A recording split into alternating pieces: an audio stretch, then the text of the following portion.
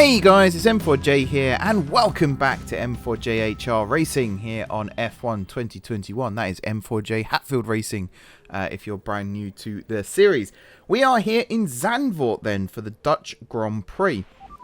We had a pretty bad time last time out in Belgium, mainly thanks to Esteban Ocon spinning me at the end of lap 1. So I was very, very keen to ensure that something like that did not happen this time around. I guess you could say I was coming into this weekend a little bit angry and with a point to prove. Because we'd had a really good string of point scoring up to that point. If you'll pardon the pun. And yeah, I just felt angry that we didn't do well in Belgium. Partially my fault as well. I didn't have a very good start to the race. Also crashed in quali. So, you know, you could argue if I didn't do that, then I would have had a better start to the race and I would have been higher up. Zandvoort then. So this is an interesting track. I actually drove this track last week on a racing game stream on Assetto Corsa. It wasn't the F1 modern day configuration though. I think it was from like the 70s or the 80s. And the last corner wasn't banked. And the run up the hill that you just saw a second ago was a lot narrower. Plus I was driving it in, I think, a Porsche, something like that. And it was an absolute nightmare. So to do it in an F1 car with a slightly wider track and with more banking on the corners, it suddenly felt really, really easy. Now, that doesn't mean I'm putting in lap record after lap record or anything like that. I still mess up a lot, spoiler alert. But to actually have the confidence here, for example, to push the car flat out around this final corner and not worry about losing the back end, which I did do once actually. I don't know if Tom's left that in or not, but I did have one moment where I used the overtake button and tried to go around that corner flat out, and that little extra speed boost just completely killed me. That was my best lap of P2 then. We do tend to fly through practice pretty quickly these days. I'm kind of liking this setup I've got though. Use P1 for most of the boring stuff, P2 where we go out on track and actually do some laps, and then P3 to plug the gaps. It works pretty well, I like to think. And thank you again, Tom, for cutting out most of the boring bits in practice. We now go into qualifying. You have to excuse me, I've got a bit of a sore throat today as well, so if I keep clearing my throat, that's why. But yeah, qualifying. So as I said, I was angry. I had a point to prove. And already on this lap here, just the end of this lap, I'd set a fastest sector 1 and a green sector 2. But I did mess up on the final sector. I think I went on the gravel in the chicane that I hated last year and I also hate this year. So again, I was a bit angry here. I tend to chain laps in qualifying now. I do a first lap just as a banker, and then I'll go out and try and beat that lap, and that tends to be where I place quite highly. This right-hander here at the top of the hill, I was never quite sure how to drive it, because sometimes I lifted and I would get round it. Other times I'd actually have to touch the brakes. In Assetto Corsa, that is a full-on brake every single time. Or at least it was when I drove it. Maybe it's not for you experts out there. In F1, it's very much dependent on the weight of your car, I suppose, and also picking your perfect line, which is something, as you all know, I struggle to do. There's me touching gravel again, and straight away the delta turns red. I do think this ends up being my fastest lap in qualifying, or at least in Q1. Again, without giving too much away here. Round the last corner, trying not to touch the left-hand wall. I did do that once or twice as well. And there we go, fastest lap in Q1. Finished 9th, which wasn't too bad actually. I can't complain too much about that. Bottas top, then we got Lando, Perez, Verstappen, Gasly, Hamilton, Leclerc, Sainz and moi, with Ricciardo just below. Louis once again dead last. Louis dead last. Q2 coming up for first corner again, which again is a bit of a mixed bag. Sometimes I got a really nice tight line there, sometimes I didn't. The really testing one is this T3 or T4, this bank here. So I tried to ride it like a velodrome and go up high and then down, which I think is what the drivers did in real life. But in the game, I think they're trained to go low. So because of that, my delta just immediately turned red. Coming out of that corner there, though, again, pretty tidy line. Try not to hit the inside curb if you can help it, because it does throw you off. And like with every F1 track, it throws you towards the bit that you're trying to avoid. This corner here I also hate because it's perfectly flat and you're trying to drive around it and there's just no camber whatsoever. So if you get your line slightly wrong, you just go straight on. This corner here, despite the fact that I absolutely despise it, it was the corner that I think I messed up the least. And that's probably because I was so wary of the fact that it exists. And every time coming up to it, I was always braking early, so I didn't go straight into the gravel. Once or twice I messed up. But overall, I think that is the corner that I messed up on the least, which definitely says that I have improved somewhat. And that's the end of Q2. We just about squeak into Q3 there. You can see we get in by 22 hundredths of a second against Lance Stroll. On another day, that could well have been us out. Fortunately, though, we got through. And then, unfortunately, we had to contend with Q3 in the rain. Now, I knew beforehand that it was going to rain in Q3. The weather report did say late qualifying was going to have rain. What I wasn't anticipating was actually to get into Q3. I actually thought I'd get eliminated in Q2. So I wasn't worried about how to drive in the rain until it fell. And then suddenly, you know, you have to brake 200 yards further up the track than you normally would. Again, though, still didn't really mess up that corner too much. Yes, I hit the gravel there, but you look at the delta, I didn't lose too much time from it, so I was actually quite happy. Right now, I'm in second place, coming around this final corner here, which you can still gun it in the rain. It's not advised, but you can still gun it. And you look at the delta there, it's pretty damn good. Fastest first, fastest third, green second. Complete, let's review our top three today. Verstappen, Perez, and the engineer. Goodbye for now then, but we're really just getting started. Make sure to join us again for Lights Out tomorrow. No, there has not been a mistake on the timing sheets. I did, in fact, qualify in third position for this Dutch Grand Prix. Welcome along then to the North Sea coast and Zandvoort, 25 miles away from Amsterdam, and the host for today's Dutch Grand Prix. It's a race the great Jim Clark won on 4 occasions, leading for an astonishing total of 370 laps. Zandvoort circuit, 14 corners, 10 to the right and 4 to the left, with plenty of steep camber and elevation changes to keep our drivers on their toes throughout a 2.6 mile lap. It's just about time to go to the track for the beginning of the race, but before we do, Anthony Davidson, what types of strategy do you think we can expect for today's event? Well, there's a lot that both the driver and the team have to keep in mind when going into a race. The tyres, fuel, energy recovery systems, the list goes on and on. But I think the key to today's victory will come down to the pit stop strategy. Come in too soon and you might find yourself needing more than one stop. Too late and you're putting yourself at a disadvantage by spending longer on worn tyres. Off the back of a fantastic qualifying session, it's time to see how our starting grid looks for today's race. Max Verstappen put in a fantastic lap yesterday, and he starts from pole position, edging out Sergio Perez, who lines up P2. Moving on to the rest of the grid, we have the engineer, Norris, Lewis Hamilton and Bottas, Leclerc, Sainz, Ricciardo and Pierre Gasly, Stroll, Vettel, Fernando Alonso and Tsunoda, Raikkonen, Giovinazzi, Esteban Ocon and Mick Schumacher, Russell, Latifi, Mazepin and Louis Delatraz. And with lights out just moments away, it's time to go down to the track. So just like George Russell in Belgium for real last year, I qualified in the top 3. He qualified in second, I qualified in third. Unfortunately, the Red Bulls decided to tag team me here. So Verstappen immediately getting in my way there, then there, then there. And at that point, I thought, do you know what? No, I'm not having that. So yes, I used flashback. I don't use it that often, I'll admit. This was me just showing my my partner what happened here. I just thought I had such a good start. I had a Verstappen level start, to be honest, and I wanted to capitalise on it, and I wanted to send it up the inside. Unfortunately, I get scared after an incident happens, and because the Red Bulls, I mean, they just took off at this point, but because they were starting to weave and stuff again, I decided to, yeah, I decided to back off was what I was trying to say, and I think I cooled my tyres and brakes down a little too much. So when it came to hitting the... oh my god, yeah. I think I was getting angry at this point. When it came to this corner here, turn 3 or 4, I can't remember. I think this is turn 3.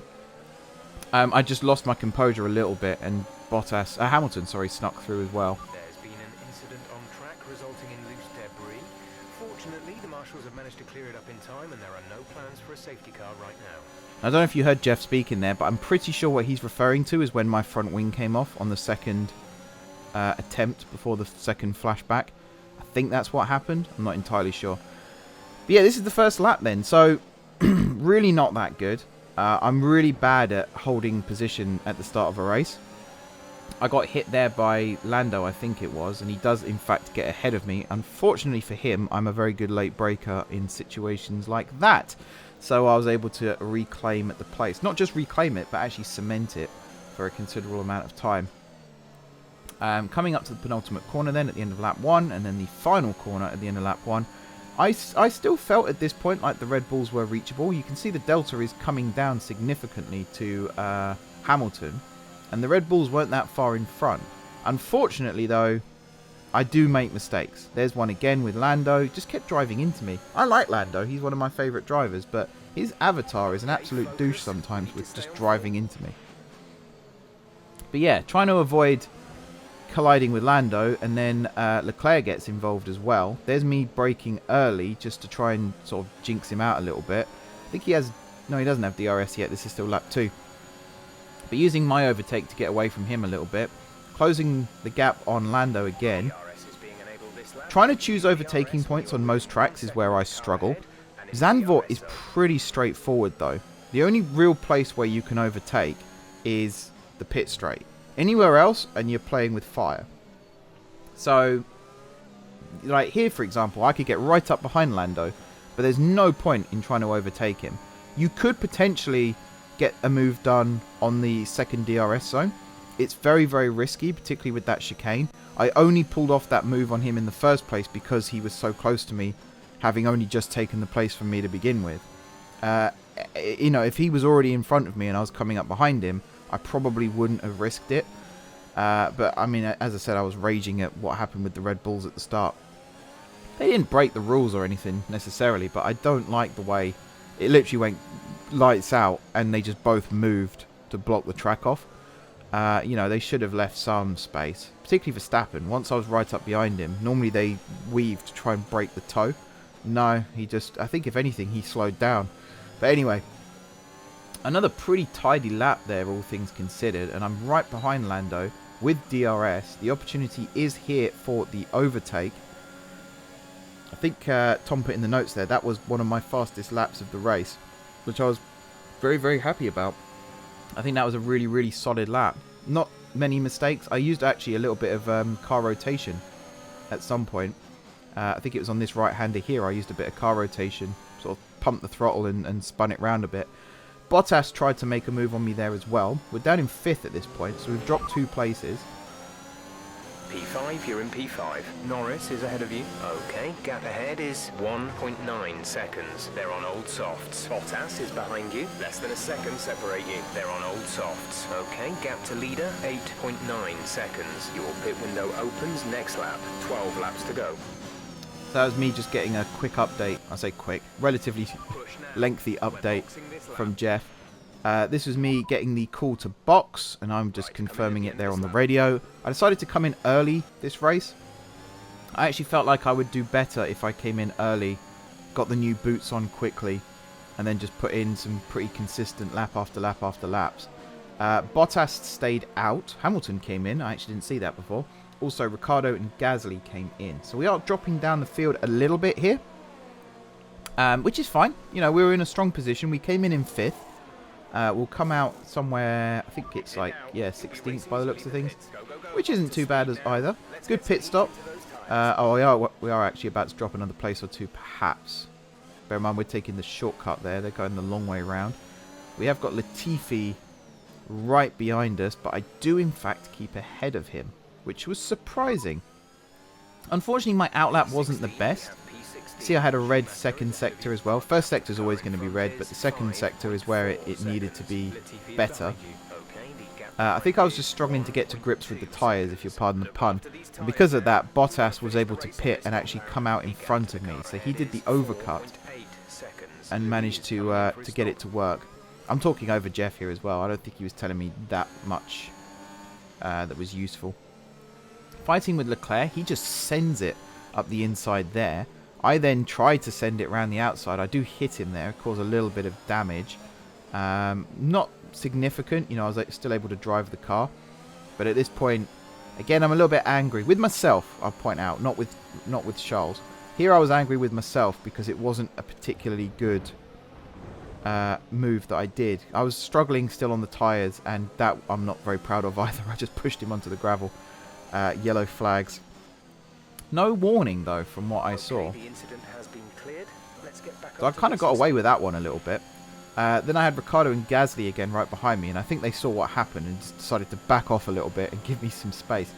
But yeah, at this point I was a man on a mission here. I was trying to just hunt down the pack in front, and Sainz is the current man in the crosshairs, and I'd actually caught him. That was the thing I was most surprised about. I actually caught him. I was really, really happy with that. And this move here, first of all, it looks like he was going into like some teleportation thing. Then I nearly took an unscheduled pit stop, but purple third sector, and I actually got the move done. And I think that was the best overtake of the entire race right there. It was so clean and crisp. I loved every second of it. Just coming around that final corner, I can see why drivers like Zandvoort so much. Coming around that final corner with your overtake on and your DRS about to open and the car right in front of you, you just know you've got them. There's nothing they can do to stop you overtaking, and that's, for me at least, what F1 is all about. It's about making the moves and making them stick. And, you know, Sainz put up a fight here. We had a whole lap pretty much of battling, but I felt in control this whole time. Even coming around that corner there onto the DRS zone, I felt in control. And here it's just about pulling away. I get a really good line through that final corner, smack on the old overtake button, and I'm just gone. He's got DRS on me, but he's not catching me because I just had such a good line out of that final corner. Ricciardo retires from this race, I believe, with a mechanical failure. You saw him drop back at the end of the lap there, coming around the final corner. I don't actually know if he binned it or whether he actually just had mechanical failure, but he is out of the session. So that's one less person to worry about behind. Carlos is still there, though. This is the final lap of the race as well, by the way. So I am fighting for my life here to hold on to 6th place, which would be by far our best finish of the season.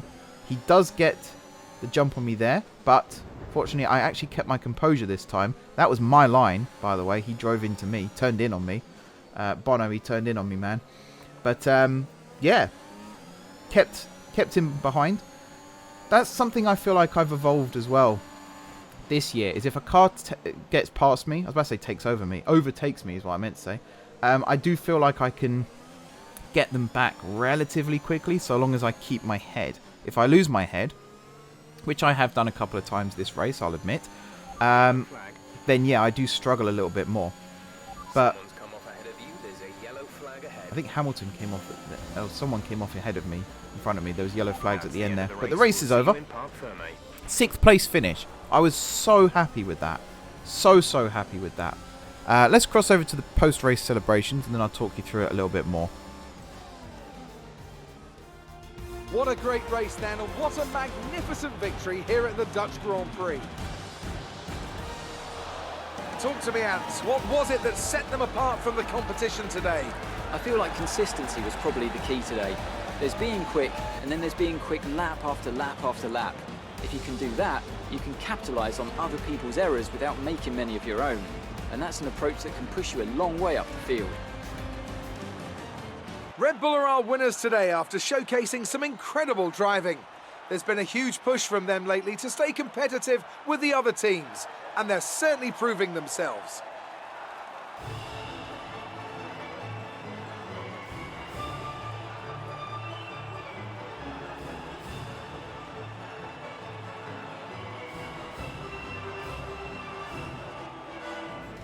Max Verstappen should be pleased with his performance, making gains at the top of the table. Some amazing talent out on the track today, but Anthony, who would you pick as your driver of the day? Well, for me, it's got to be Lewis Hamilton. The multiple world champion may be the boring choice at this point, but you can't argue that he's a driver deserving of his reputation.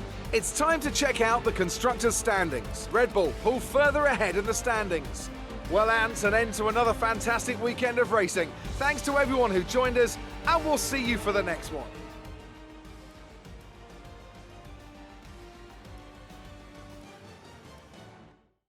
Great work out there today. Let's have your thoughts. You're beating all expectations. Would you say we all underestimated you? Interesting result today. Would you say that you're happy with your performance? Is there anything that you think gave you the edge over your rivals?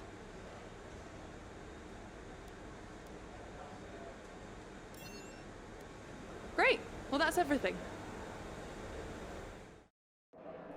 So I have approximately 30 seconds to wrap up this entire race for you. Obviously it's going to take me a little bit more than that because that tends to be my thing. Really good start. I'm really happy with my starts at the moment. I don't think I've got start assist on. I haven't got clutch, and maybe that is start assist. The only problem is turn 1 here. Now yes, I lost it once and I crashed into Verstappen and lost it because of that as well. Drove through a polystyrene bollard there as well. That wasn't my finest moment. But needing to learn how to combat the Red Bulls, or at least cars in front of me, particularly on starts. When it gets very heavy traffic, that's when I tend to panic a little bit. If I can learn how to keep my cool, keep my composure, I think I'll definitely become a better driver because of it. Saying that though, I'm really happy with this race. You know, finishing in 6th place is always good, no matter who you are.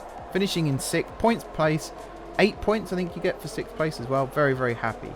I had some good wheel-to-wheel battles with a lot of cars as well. This move on Leclerc, you know, I lose a place to him, I get it back. I lost a place to Lando, I got it back. Yes, he ended up past me still, but very briefly I did get the place back. Being able to chase down cars like Sainz as well. Our car is terrible still, by the way. It's the worst on the grid. The AI level is a little bit lower because of that, just to compensate, so I do get some points finishes this season. But to be able to actually catch up with cars that have soared off ahead, and be able to put moves on them, I'm really, really happy that I'm able to do that. And you can see the cars that are ahead of me here, coming out of the pits. You know, Bottas, Schumacher, Norris, Ocon, Giovinazzi, Hamilton, Perez, Vettel, Verstappen and Sainz. The only ones who finished ahead of me in the end were Verstappen, Perez, Hamilton, and Lando and Bottas, I think. Everyone else finished behind me. Sainz I caught on track. Leclerc I caught on track as well. Is this where I... Yes, this is where I pushed him onto the gravel. You can see, I mean, I was trying to brake. He only slowed down because he was on the gravel. Were it not for that, he probably would have kept his foot down. This is Sainz getting the move there on me. Valtteri drove, or Gasly, sorry, drove into the back of me there as well. I didn't even see that in the race, but he drove into the back of me there. Then got past Sainz again. Unfortunately, it doesn't show my overtake on him on the pit straight, which is really annoying. But yeah, that does it for this race, guys. Next week is Monza, so be sure to tune in for that. In the meantime, though, thank you very much for watching. Don't forget to hit the like button if you enjoyed the video, and of course, enjoying the series so far. Drop those comments down below. Let me know how to improve the team, the car, and all that good stuff. If you haven't already subscribed to the channel, be sure to hit the subscribe button.